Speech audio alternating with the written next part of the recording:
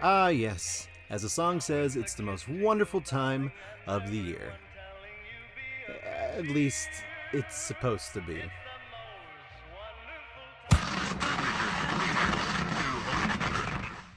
Christmas steals and Christmas deals have been the norm now in our culture for quite some time. But all this holiday hustle and bustle that we all have come to know and dread came later. Now, we're not entirely sure where all this started, but we've found that all of this became normal with the help of a little furry red monster. It's TICKLE-ME-ELMO! It's sometimes hard to believe that something as innocent as a stuffed doll could have inspired such greed and panic during the 1996 holiday season. The mania that this toy incited was like an unexpected avalanche. But before we can understand how the landslide occurred, we must first see how the snowball was formed in the first place.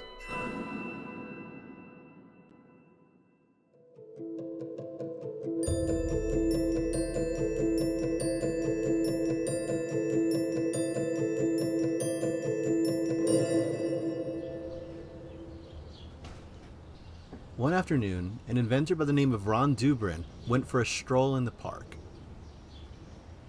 As he continued on his walk, he found himself observing the children playing,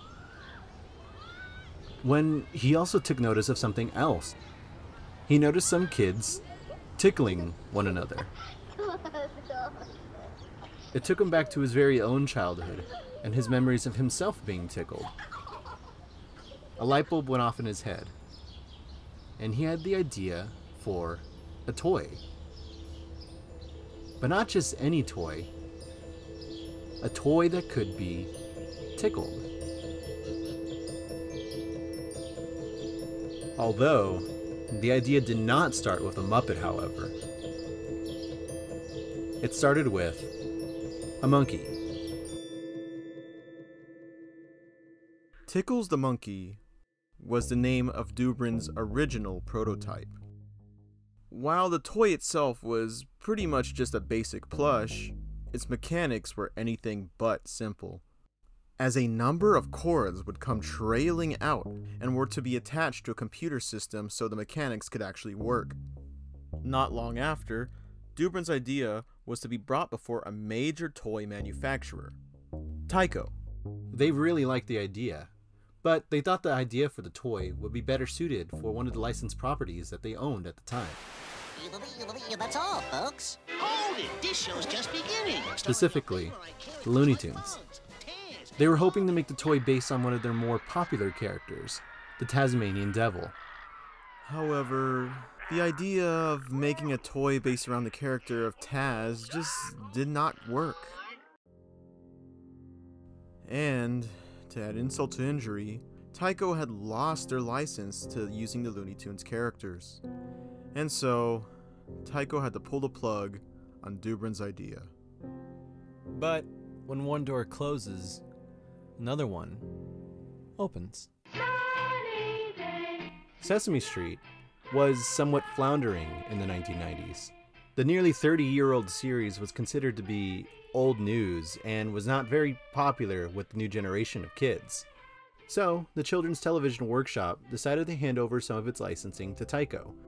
And suddenly, the idea of a toy that could be tickled began to come back to life. Initially, Tyco set out to create a doll based around the character of Big Bird.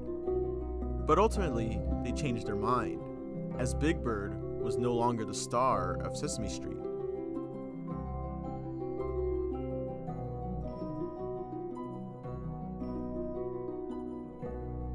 Elmo was still a fairly new addition to the Sesame Street canon.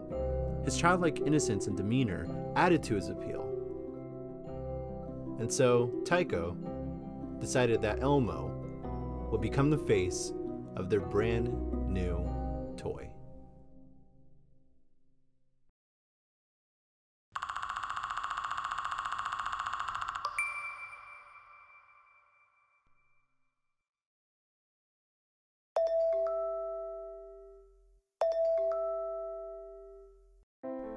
When you were born, did you know that you wanted a smartphone? No, of course not. You were told through ads and commercials and by Steve Jobs himself that you had to have one. And that's why it's sitting in your pocket right now. Tyco understood this better than anyone, and they had the perfect strategy to get their toy in the hands of Americans everywhere.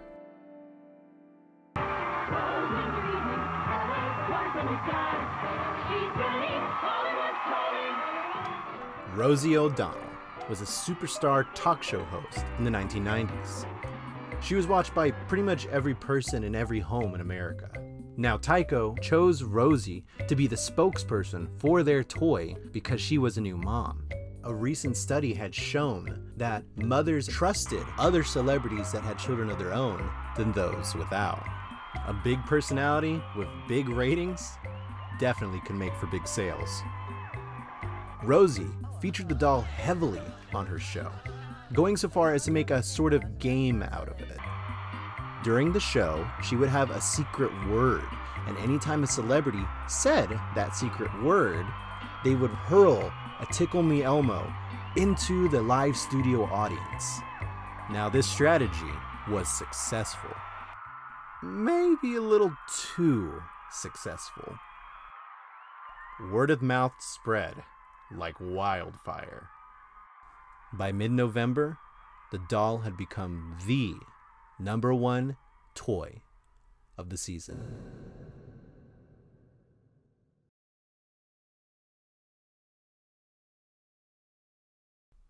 The year is 1929. Depression-era breadlines are steadily becoming the norm in American society. They were makeshift stands specializing in the provisions of simple meals for the working class. These meals consisted of little more than watered-down soups and day-old bread. People were waiting out in the cold, frigid winter air before even the crack of dawn, all in the hopes of just getting a simple meal to keep them fed. Tragically, the amount of people often far exceeded the amount of food that was available. As a result, many families had to be turned away, having waited in line for nothing. It's what you had to do to survive in 1929.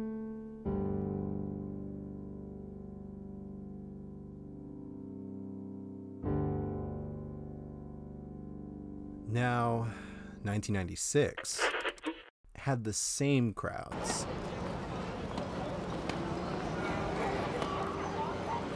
The same amount of people bundled up in the cold, waiting in line for hours. But all of this not for survival. They were waiting in line for a toy. Thanksgiving Day of 1996, crowds of people had already come out for Black Friday. The lines went around the block at toy stores, Walmarts, and shopping malls all across the nation. The majority of these people all had one goal in their minds: that by the end of the day, they would come home with a Tickle-Me-Elmo in their hands. Well, it's this year's Toy Story, a red furry doll that giggles a lot. Tickle-Me-Elmo is the hottest thing this Christmas. Sold out of stores everywhere. But is it all just marketing and media hype? The Elmo, the one that you have to hug, that one you cannot find. Did you look a lot of places? Yes. If you absolutely have to have a Tickle-Me-Elmo under your Christmas tree, you can still do that. But beware, like any hot commodity, the price is soaring. We're looking for a Tickle-Me-Elmo, and no, they don't have it. Nobody has it. Every year there's always one or two items that everybody sort of gets it into their head they have to have. Parents become desperate. We hear desperation in their voice, like, where can I get it? Well, I don't know where you can get it. Move on, choose something else. There are so many choices. It's, you know, it's like saying this is the best. Well, it isn't the best. I mean, there's nothing, a toy, how can any toy be the best? I mean, it's a toy. Americans are going absolutely crazy about Tickle-Me-Elmo. No Tickle-Me-Elmo! We started taking telephone calls from American customers about 2 weeks ago. It's the last one. I got the last Elmo! Oh, man, I gotta get me one of those. Hey, I'm not waiting till the store opens. North America has been gripped by Tickle-Me-Elmo hysteria. Hey, Andy! That woman's got a Tickle-Me-Elmo doll. Hey, ma'am, do you know what time it is? Get out of here! Yeah, I've got an Elmo!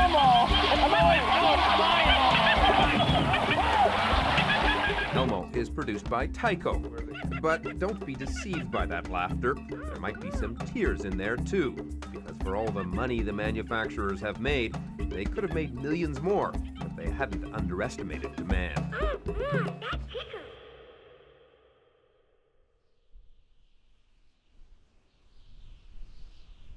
Desperation causes people to do desperate things.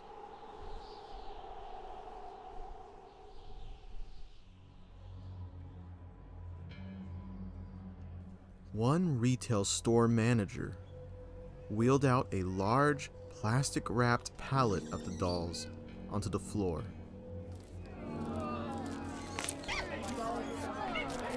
And watched in horror as the frenzied shoppers began to tear into the pallet like some sort of horde of zombies, ripping, shredding the plastic just so they can get their hands on the doll. Overcome by fear, all the manager could do at this point was sit down and cry.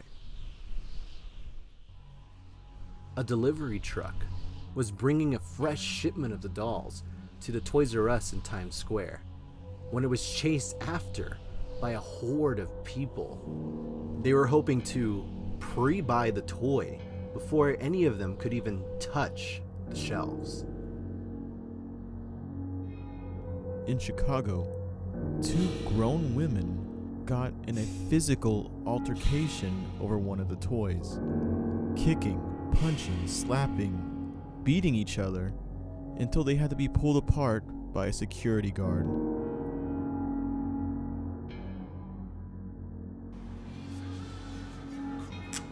Even the mafia got in on the craze, as John Gotti Jr. was allegedly seen after hours at a Toys R Us, leaving the store with a number of Tickle-Me-Elmos under his arm.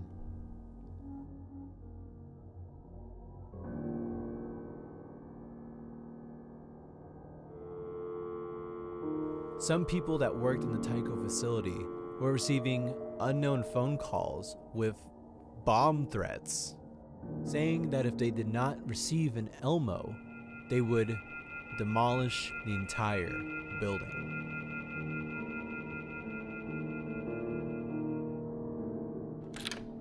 Those at Tyco involved with the manufacturing and creation of the Tickle-Me-Elmo found themselves bombarded with endless phone calls and voicemails by those desperate to get their hands on Tickle-Me-Elmo through their connections with Tyco.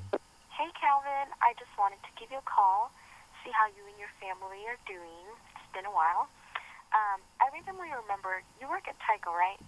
I was wanting to see if maybe you could get a Tickle-Me-Elmo for us. Hey, what's up, Cal? It's Tito. I'm at the store right now trying to get my hands on one of those Tickle-Me-Elmos for my kid, and can't find them anywhere, but I know, you work for the company and all, so I was thinking I'll pay you good if you can.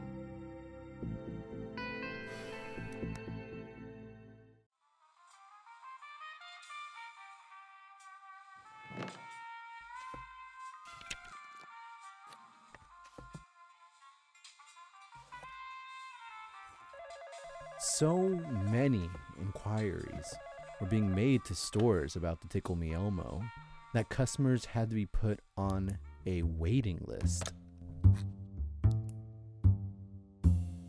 Once a fresh shipment of the dolls came in, they would gift wrap every single one of them.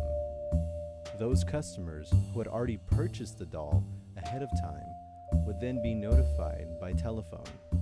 Once at the store, they would be handed a freshly wrapped Elmo so they could leave the store undetected and unharassed, with no one being the wiser. Soon, everyday people began to take advantage of the scarcity of the toy. This Montreal woman had an offer of $330. She's holding out for $500. Not bad for a $35 investment. Times are tough right now, so you gotta do what you can to survive. One TICKLE-Me-ELMO was allegedly sold for the outrageous price of $7,100. Cartier Jewelers put out an ad stating that one customer would receive a free TICKLE-Me-ELMO if they purchased a $1 million necklace.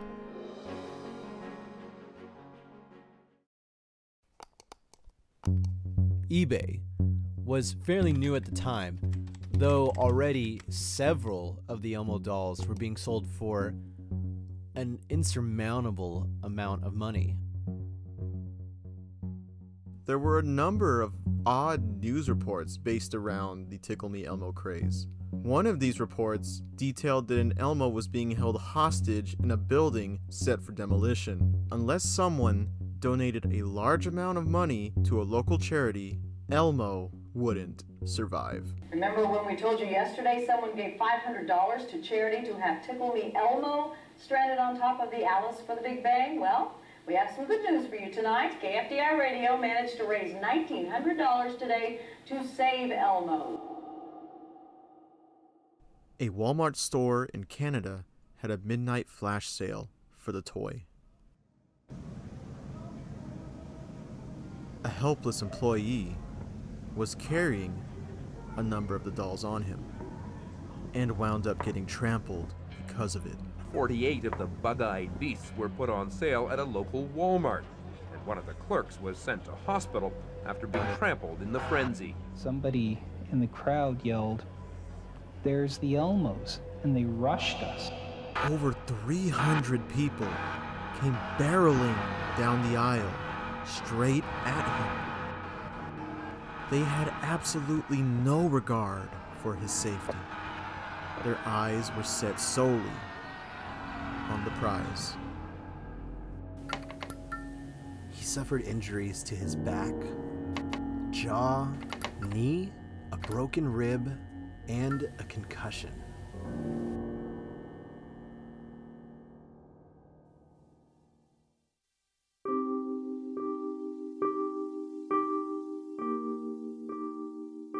$1 million TICKLE-Me-ELMOs were sold in the year of 1996. But they went beyond the craze of that year alone. They would go on to sell 4 million more in the year of 1997, which was a completely unheard of thing for a toy to do even better the next year.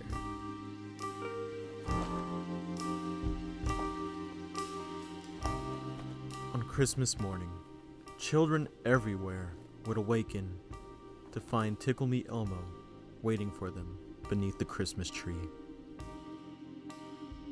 They would never know what their parents actually did just to get them what was on their Christmas list.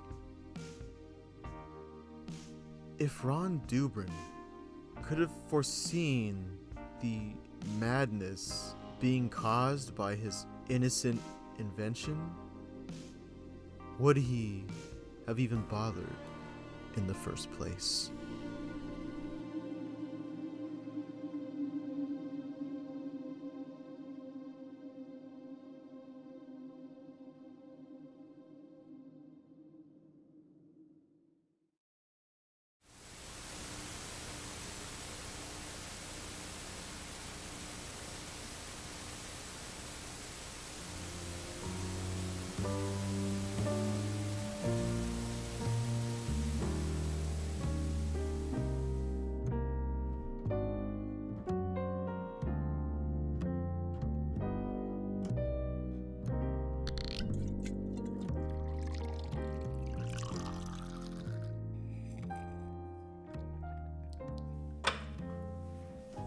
You know, when you really look at it, the Tickle-Me-Elmo wasn't really that original of an idea. Toys that can talk and move had already existed for decades by that point. It seems to me that the entire reason that any of this happened was the clever marketing, the notion that they implanted everyone's heads that they had to have this, and though not intended, was the scarcity of the toy. In some cases, the unexpected happens. I don't think there's any question that Elmo is one of these unexpected, pleasant things that happen to toy companies now and then. It was not enough to meet demand. Personally, I did not own a Tickle-Me-Elmo. As a child, there was a period in my life where my family struggled financially, so a lot of my stuffed animals were made by my mother using store-bought fabric. She would make them herself using a sewing machine and then give them to me. Funny thing is, that is exactly how the Tickle-Me-Elmo was made, when in reality, it wasn't any more or any less valuable than something my mother would have made for me. The idea that needing a doll, a toy, something so innocent made people go absolutely crazy for it, doing things they would never think in their lifetime they would ever do because they had to have it. And that to us will live on in our memories as something that was truly bizarre.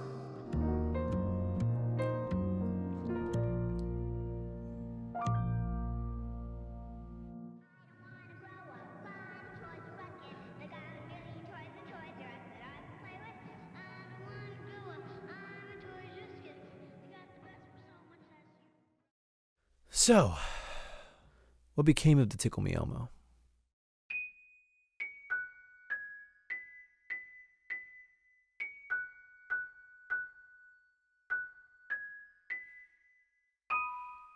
It's still around, but it's not nearly as popular as it was in its heyday.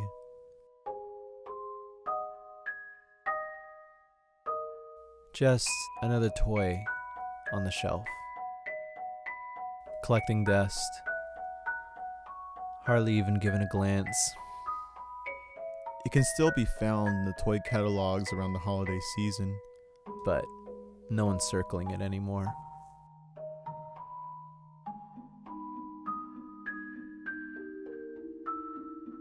People lose interest. They move on. New toys are made, old ones are forgotten. They find other things that they would rather spend their money on. Something else to obsess over. Something else that they just have to have. But what would that something be?